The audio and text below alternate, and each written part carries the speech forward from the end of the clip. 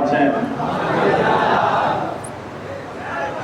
আমি আমার পরিচয় থাকি, আমার নাম হলো মোহাম্মদ নাসিরউদ্দিন পাটোয়ারি। জন্ম হলো চাঁদপুরে, সারাস্তিতে। পড়াশোনা করতে আলিয়া মাদ্রাসা পড়াশোনা করতে যে দারুন নাজাত আলেম দিচ্ছিল, ঢাকা থেকে পড়াশোনা করছি, ঢাকা বিশ্ববিদ্যালয়ে পড়াশোনা করেছি মার্কেটিং বিভাগে। ইলেকশন আমার নির্বাচনী আসন হলো ঢাকা ৮।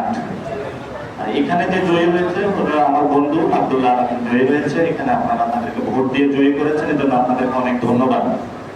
মসজিদে আজকে রাজনৈতিক আলোচনা না, কয়েকটা কথা। সেটা হলো আমি নতুন একটা কর্মসূচি নিয়েছি, সেটার নাম হলো রেহলায়ে জুমা।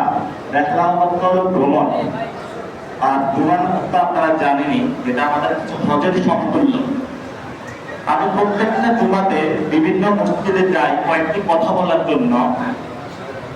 এক নম্বর কথা সেটা হলো মসজিদ ভিত্তিক আমাদের সমাজ ব্যবস্থা গড়ে তুলতে হবে। মদিনা যে রাষ্ট্রটা ছিল এটা কিন্তু মসজিদ থেকে পরিচালিত হতো, আপনারা সেটা জানেন অবশ্যই।